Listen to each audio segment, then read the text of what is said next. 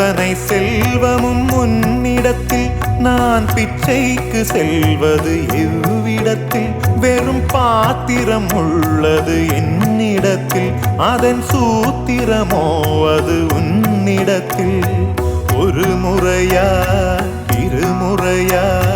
பல முறை பல பிறப்பெடுக்க வைத்தாய் புதுவினையா பழவினையா